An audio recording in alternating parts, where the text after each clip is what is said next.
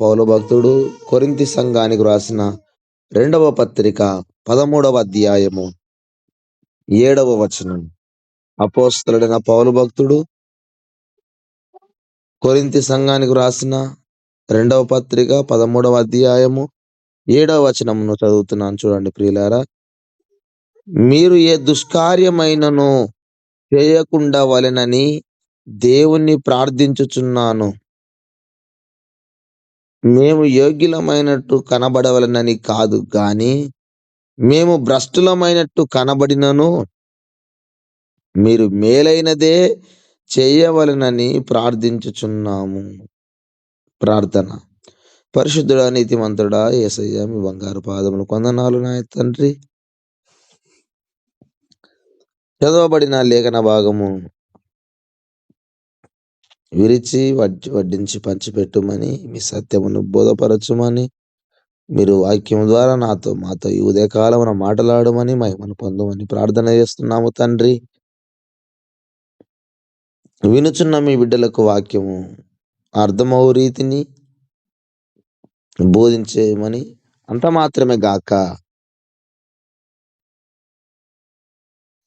బోధించుచున్న నాకు పరిశుద్ధాత్మ సహాయమును, వినుచున్న బిడ్డలకు కూడా పరిశుద్ధాత్మ సహాయమును అనుగ్రహించి మహిమను పొందమని సహాయం చేయమని త్వరగా రానయున్న యేసు నామమున వేడుచున్నాము తండ్రి. ఆమేన్. క్రీస్తు ప్రభునందు ప్రియమైన దేవుని విశ్వాసులారా,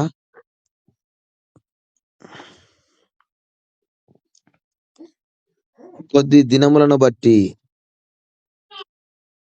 రోజులను బట్టి దేవుని యొక్క వాక్య భాగంలో నుండి మనము కొన్ని సంగతులు నేర్చుకుంటున్నాము.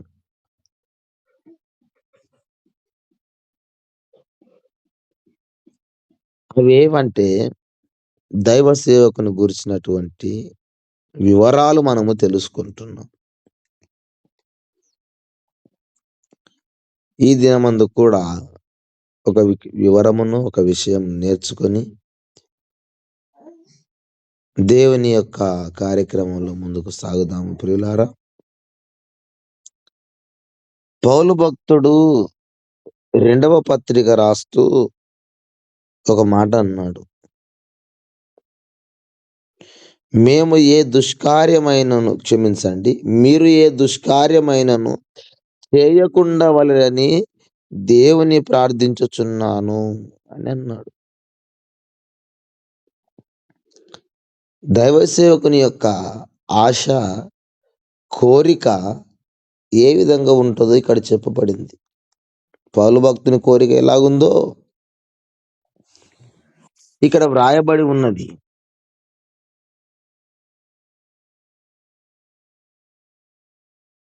దైవ సేవకుడు సంఘాన్ని గురించి ఎట్లాగా ఆశపడతాడో, వారు ఎలా ఉండాలని కోరుకుంటాడో, వారి పట్ల ఈయనకున్న భారం ఏంటో ఇక్కడ చెబుతున్నాడు. మీరు ఏ దుష్కార్యమైనను చేయకుండా వలనని ప్రార్థన చేస్తున్నాడు. దేవుణ్ణి ప్రార్థించుచున్నాను అన్నాడు. చూడండి ప్రియులారా, ఒకసారి ఎవరు ఏ దుష్కార్యం చేయొద్దని భారముతో దేవునికి ప్రార్థన చేస్తున్నాడు సేవకుడు. వారి పరిశుద్ధత కొరకు, వారు ఏ కీడును చేయకూడదని ప్రార్థన చేస్తున్నాడు. ఇది దైవ సేవకుని యొక్క మనసు, దైవ సేవకుని యొక్క సేవా భారములో ఇదొక భారం.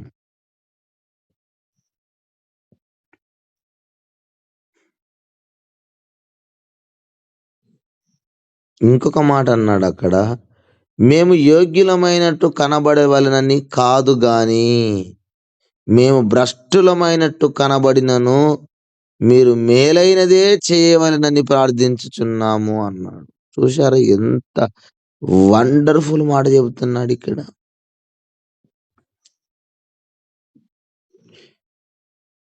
మేము మీ ముందు యోగ్యులుగా, ఓ కెరూబులుగా, ఓ సెరాపులుగా, దేవదూతలు కనబడాలని గాదు. మీ ఎదుట మేము ఘనులుగా కనబడాలని కోరుకోవట్లేదు. మీ ఎదుట మేము భక్తిని ప్రదర్శించినట్లు కాదు, ప్రదర్శించాలని కోరుకోవడం లేదు. మీరు మమ్మల్ని మెచ్చుకోవాలనో, ప్రోత్సహించాలనో, మాకు ఖ్యాతి రావాలనో మేము జేయట్లేదు నాయనా. మేము యోగ్యులమని కనబడవలననేది మా ప్రార్థనే కాదది. కానీ మేము భ్రష్టులమైనట్టు ఒకవేళ మీకు కనబడినా కూడా మీరు మేలైనదే చేయాలి అంటాడు. నీ కండ్లకు మేము భ్రష్టులముగా, నింద పాలైనట్లుగా కనబడినను కూడా మీరు మేలైన పనే జేయాలంటాడు. మీరు మేలైనదే చేయవలెనని ప్రార్థించుచున్నానంటాడు. చూసారా దైవ సేవకుని మనసు ఎంత ఉన్నతంగా ఉంటదో తెలుసా అమ్మా? మీరు ఏ లోపం లేని వారుగా ఉండాలని, ఏ దుష్కార్యం చేయకుండవలెనని నేను ప్రార్థిస్తున్నా. అంత మాత్రం గాక మీ ముందు నేను ఏదో గొప్పవాడిగా కనబరుచుకోవాలనే ఉద్దేశ్యం నాకు లేదు. ఈయనంత యోగ్యుడే ఎవడు లేడు అనేటంతగా మీ ముందు మేము ప్రదర్శించబడాలని కాదు. మీ కళ్ళకేదో అప్పుడు కనబడాలనే ఉద్దేశ్యం మాది కాదు అని ఒకవేళ మేము భ్రష్టలమైనట్టు మీకు కనబడినా కూడా మీరు మాత్రము మేలైనదే చేయాలని ప్రార్థించుచున్నానన్నాడు. అవును ప్రియులారా, ఒక మాట గమనించండి. ఈ కాలములో కూడా దైవ సేవకుల యొక్క వ్యవహారము, జీవితము ఇలాగే ఉండాలి.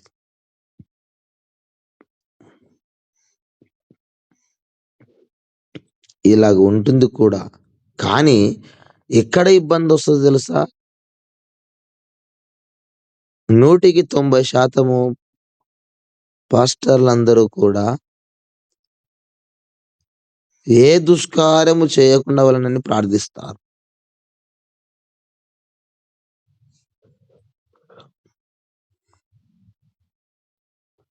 కానీ కింది వచనాలలో మాత్రము చాలా తేడా కనబడుతది. ఏంటంటే దైవ సేవకులను ఒక లోకువగట్టు చూస్తారు. లోకువగా చూస్తారు దైవ సేవకులను. నిందలనుకుంటారు. నిందలు మోపుతారు. అపహాస్యం పాలు చేస్తారు. ఎవరు చేస్తారో తెలుసా దైవ సేవకులను? దైవ సేవకుల పట్ల ఎవరలా ఉంటారో తెలుసా?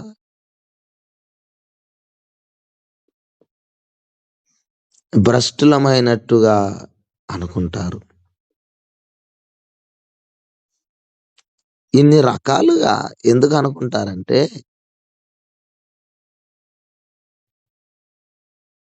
వాళ్ళ ముందు నేను భ్రష్టుడును కాను అని చెప్పినా సరే, భ్రష్టుడిగానే భావిస్తారు. నేను మంచివాడను అని చెప్పిన చెడ్డవాడిగానే భావిస్తారు. భ్రష్టులమైనట్టు అన్నాడు. ఒకవేళ నిన్ను భ్రష్టుడిని అనుకోండి, కానీ మీరు మాత్రం భ్రష్టులు కాకండి అని అంటున్నాడు. చూసావా? దైవ సేవకుని మనసు ఎంత గొప్పది, ఎంత విలువైనది. మీరు అనుకున్నట్టు భ్రష్టుడని అయిపోయినా పర్వాలేదమ్మా, కానీ మీరు భ్రష్టులు కాకండి. మీరు న్యాయంగా ఉండండి. ప్రార్థనలో ఉండండి.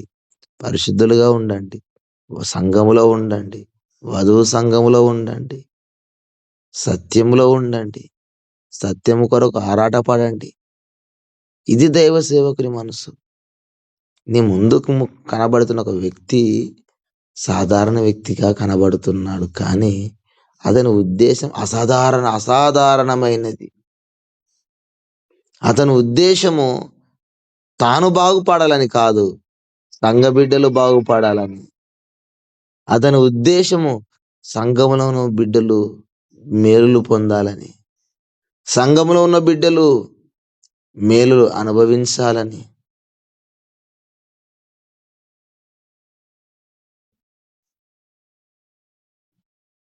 ఆనాటి కాలంలో కూడా పౌలు భక్తుణ్ణి భ్రష్టులనుకున్నారు. అదే అక్కడే రాయబడి ఉన్నది చూడండి. 6వ వచనము. మేము భ్రష్టులము కామని మీరు తెలుసుకొందురని నిరీక్షించుచున్నానంటాడు. మేము భ్రష్టులము కామని తెలుసుకొందురని నిరీక్షించుచున్నానంటాడు. అంటే వాళ్ళందరూ ఏమనుకున్నారంటే భ్రష్టుడు అని అనుకున్నారు. మొట్టమొదట మేజర్‌గా చేసే ఇలా పొరపాట్లు ఏంటంటే, ఇది విశ్వాసుల యొక్క పొరపాట్లేంటంటే, నోటికి చిక్కం బెట్టుకోరు. మనసును అదుపు జేసుకోరు. ఈ 2 విషయాలు ఇది ఉదయకాలం నేర్చుకోండి. నోటికి చిక్కం బెట్టుకోరు. మనసును అదుపు చేసుకోరు. కారణం ఏంటంటే, దైవ సేవకుడు ఆ మాట అనాల్సింది కాదు. దైవ సేవకుడు కోపపడవలసింది కాదు. అంత కోపం ఉంటే ఎట్లా? దైవ సేవకుడు అయ్యుండి ఆ పని జేయకూడదు గదా! ఇట్లా అనేక విషయాలలో తీర్పు తీరుస్తున్నారు.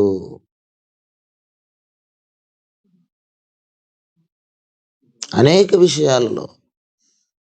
నోటితో కొంతమంది అంటున్నారు. కొంతమంది నోటితో అనకుండా మనసుతో అనుకుంటున్నారు. మనసులో అనుకుంటున్నారు. కరెక్ట్ పద్ధతి కాదు.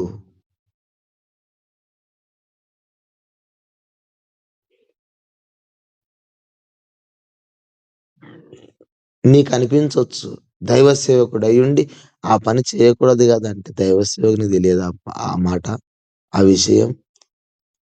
ఆ మాట, ఆ విషయం, ఆ పని చేయకూడదని దైవ సేవకునికి తెలియదంటున్నావు గదా! దైవ సేవకునికి తెలియదని నువ్వెలాగనుకుంటున్నావు? దైవ సేవకుని ఒక అంత అమాయకునిగా ఎందుకు లెక్కగట్టుకున్నావు? అంత తెలివి తక్కువ వాడి కింద ఎలాగ లెక్కగట్టావు?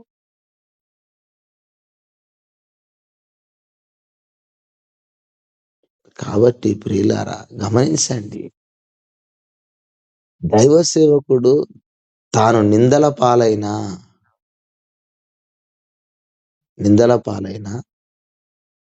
సంఘము నిందల పాలు కాకూడదంటాడు. మంచి కాపరి తన గొర్రెల కొరకు ప్రాణం పెట్టుననుంది బైబిల్ గ్రంథములో. మన రక్షకుడు మంచి కాపరి. ఆయన సేవకులు గూడా ఆయన పిల్లలు, ఆయన కాపరులు. కనుక క్రైస్తవ సంఘములో బ్రతుకుతున్న సేవకులంతా దేని కొరకు బ్రతుకుతున్నారు? దేవుని కొరకు మొదటిది, సంఘము కొరకు రెండవది.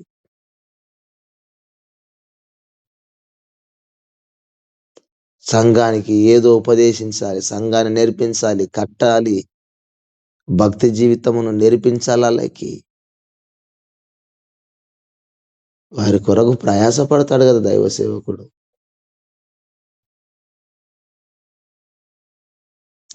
ఈ మాటలు బట్టి నేను చెప్పదలుచుకున్న విషయం ఏంటంటే, దైవ సేవకుడు, దైవ సేవకుని మనసు నువ్వు అర్థం చేసుకో. ఆయన ఏం ప్రార్థన చేస్తున్నాడు అంటే, నీవు ఏ పాపం చేయొద్దని ప్రార్థన చేస్తున్నాడమ్మా. నీవు ఏ కీడులో పడిపోవద్దని ప్రార్థన చేస్తున్నాడు. ఇదే ప్రార్థన ఎవరు చేశారో తెలుసా? ఇదే ప్రార్థన ఎవరు చేశారో తెలుసా? మన రక్షకుడైన యేసుక్రీస్తు ప్రభు శిష్యులకు నేర్పించాడు. పరలోకమందున్న మా తండ్రి, నీ నామం పరిశుద్ధపరచబడును గాక. నీ రాజ్యం వచ్చును గాక. నీ రాజ్యము పరలోకమందు నెరవేరుచున్నట్లు భూమి మీద నెరవేరును గాక. మా అనుదిన ఆహారం మాకు నేడు దయచేయము. మా యెడల అపరాధం చేసిన వారికి క్షమించిన ప్రకారం మా అపరాధాలు క్షమించుము. మమ్మును శోధనలోనికి తేక దుష్టుని నుండి అక్కడ ఇంకొక మాట ఉంటది. కీడు నుండి మళ్ళించుము అనుంటది. చూసారా? ఇలాగ ప్రార్థన చేయండి. ఎవరు నేర్పించారు? రక్షకుడు నేర్పించాడు. యేసు ప్రభు నేర్పించాడు. క్రీస్తనబడిన మెస్సయ్య నేర్పించాడు. క్రీస్తనబడిన యేసు నేర్పించాడు.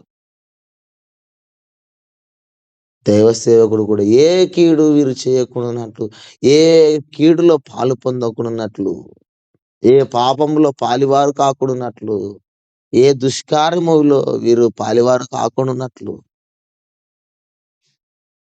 ప్రియులారా, ఏమనుకుంటున్నావు దైవ సేవకుని ఉద్దేశ్యం ఇది ఉన్నది. నీకు కనబడిందల్లా సత్యం ఎప్పటికీ కాదు. నువ్వు అనుకున్నది ఎప్పటికి సత్యం గాదు. అనుకోని ఏం ఉద్ధరిస్తావు? నువ్వు ఏదో చూసి చూడంది అది ఇలా ఉండొచ్చులే అది నీ అంచనా. నీ ఊహ. ఊహ ఎప్పుడు చెడ్డదంటాడు. 6వ అధ్యాయంలో ఆదికాండములో నరులలోని ఊహ కేవలం చెడ్డది అంటాడు. కాబట్టి దైవ సేవకుని మనసును నీవు గ్రహించు. దైవ సేవకుని మనసును అర్థం చేసుకో.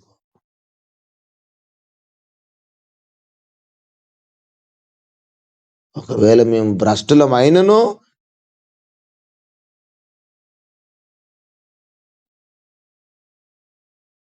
భ్రష్టులమని మీకు అర్థమైనా సరే, మీరు మాత్రం భ్రష్టులు కాకండి అని అన్నాడు. ఎంత గొప్ప మాట అది.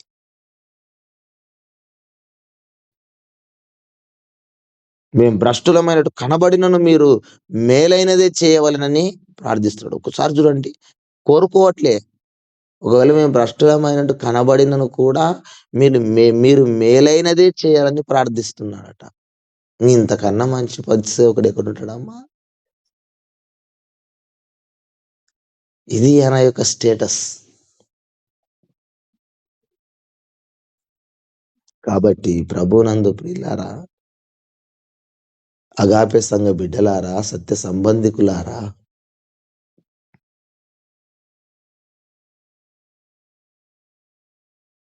దేవుని మనసును ఎరగాలి.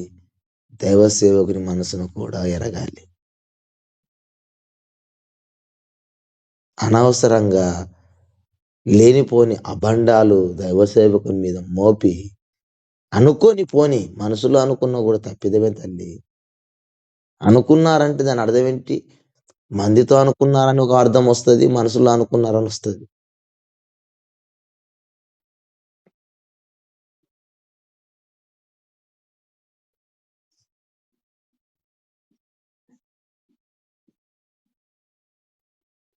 అలా ఎప్పుడు అనుకోకండి. దైవ సేవకుని మీద నిందలు మోపి ఏం చేస్తావు? దైవ సేవకుని మీద అభండాలేసి ఏం చేస్తావు? దైవ సేవకుడిని ఒక తృణీకార భావముతో చూసి నీవు ప్రార్థన నెరవేర్చుకోలేవు నాయనా. నీ కొరకు ప్రార్థిస్తున్న వాని మీద నిందలేయడం ఏంటి? నీ మేలు కోరుకుంటున్న వాని మీద నువ్వు నిందలేయడం ఏంటి? నీ కీడు కోరుకోవట్లేదు గదా! నీ కీడు కోరుకోవట్లేదు గదా! నీ మేలు కోరుకుంటున్నాడు. ప్రార్థనలో, పరిశుద్ధతలో, నిరీక్షణలో, విశ్వాసములో, మోకాల జీవితములో, సువార్త ప్రకటనలో, వాక్యములో, సత్యములో, లోకములో నీవు జయము పొందాలనే గదా సేవకుడు కోరుకుంటున్నాడు.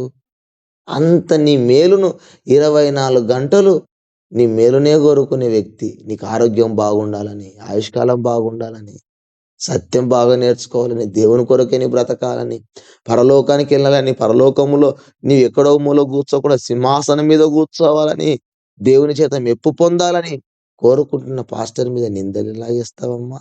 నీ మేలు కోరుకుంటున్న వాని మీద నిందలెలాగేయడానికి మనసెలాగొస్తుంది? పోనీ నలుగురితో అనకపోయినా నీ మనసులోనైనా ఇట్లా చేయాల్సింది కాదు గదా! అలా ఎలా అనుకుంటావు? ఆ విషయం తెలియదా ఆ పాస్టర్‌కి? నేను అదే అంటున్నా. నీకు తెలిసినటువంటి ఆ యొక్క లాజిక్కు దైవ సేవకునికి తెలియకపోయి ఉంటాడు. మిస్ అయిపోయి ఉంటాడని నువ్వెలాగనుకుంటున్నావు? నీకు ఉండిన జ్ఞానం అవతలి వ్యక్తికి ఎందుకు లేదనుకుంటున్నావు?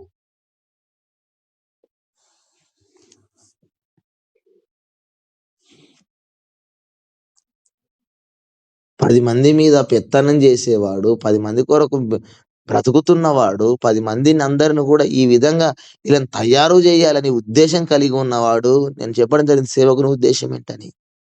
క్రీస్తు యేసునందు ప్రతి మనిషిని సంపూర్ణంగా చేయవలెనని, ఆయన ఎదుట నిలవబెట్టవలెనని అన్నాడు గదా! అది దేవుని యొక్క సేవకుని ఉద్దేశం అని చెప్పడం జరిగింది గదా! గత కాలములో. ఎట్లాగో నడిపించాలి సంఘాన్ని, ఏం జేయాలి, ఎలాగూ జేయాలి, సకల బలహీనతలు కలిగిన వారుంటారు. 10 మంది విశ్వాసులుంటే 10 మందికి ఒక వ్యక్తే నీకు కళ్ళకు కనబడతాడు పాస్టర్. కానీ ఆ ఒక్క వ్యక్తి 10 మంది మనస్తత్వాలను ఒకరి వేరుగా ఉంటది. ఒకరు అర్థం జేసుకోరు. ఒకరు అర్థం జేసుకుంటారు. ఒకరు ఒప్పుకుంటారు. ఒకరు ఒప్పుకోరు. ఇంకోటంటారు. ఇంకోటంటారు. సకల విభిన్న అభిప్రాయాలుంటాయి గదా! వాటినన్నిటిని భరించే గదా! అంతెందుకమ్మా ఇప్పుడు ఎంతమంది జాయిన్ అయ్యారు? ఇప్పుడు ఎంతమంది జాయిన్ అయ్యారు? చూస్తున్నారు మీరు ఎంతమంది జాయిన్ అయ్యారు. మరి మిగతా వాళ్ళ పరిస్థితి ఏంటి? వారి మీద దైవ సేవకుడు ఎట్లాంటి యాక్షన్ తీసుకోవాలి? సరే యాక్షన్ తర్వాత కనీసం మనసెంత బాధపడతది? 3:30కు లేసి సిద్ధపడుకుంటూ, చలికి వణుకుకుంటూ మరి దారుణం మేమున్న ఇంట్లో. పైన, కింద ఎన్ని రగ్గులు కప్పుకున్నా విపరీతమైన చలి. అంత చలిలో కూడా లేచి విశ్వాసులకి వాక్యం చెప్పాలి, వాక్యం బోధించాలి,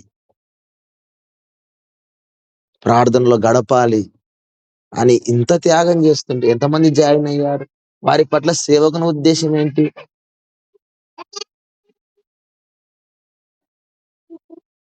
వారి పట్ల వారిని గురించి సేవకుడు ఏమనుకోవాలి?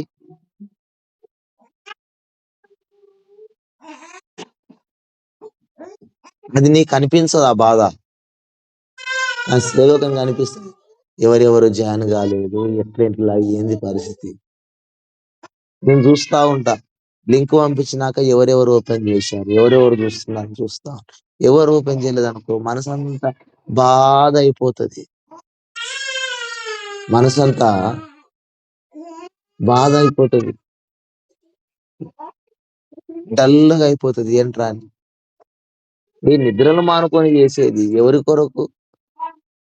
ఇంత తృష్ణ గలవాడిని ఏం తృష్ణ లేని నీవు ఎలాగ వ్యతిరేకిస్తావు సేవకుని?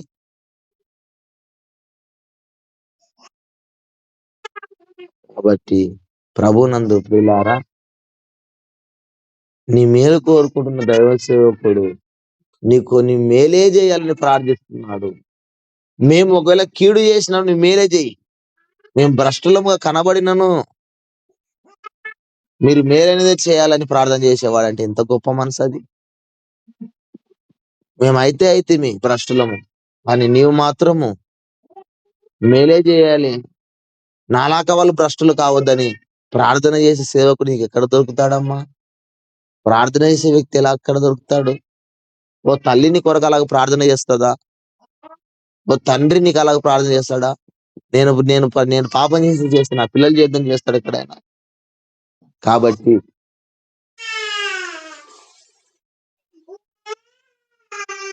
ఈ మాటల చేత మనము ఒకరిని ఒకరము పురికొల్పుకొనొచ్చు. దైవ సేవకుని మనసును, ఉద్దేశమును గ్రహిస్తూ ప్రార్థనలో ముందుకు సాగుదాము. దైవ సేవకుని గురించి ఈ మాటలు వింటున్న వారులారా,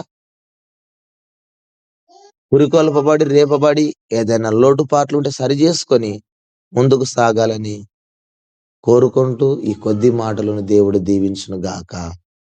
ఆమేన్. రండి ప్రియులారా, ఒకరి తర్వాత ఒకరము సంఘ క్షేమాభివృద్ధి నిమిత్తము ప్రార్థనలో మనము గడుపుదాము. దేవుడు మిమ్మును దీవించును గాక. ఆమేన్.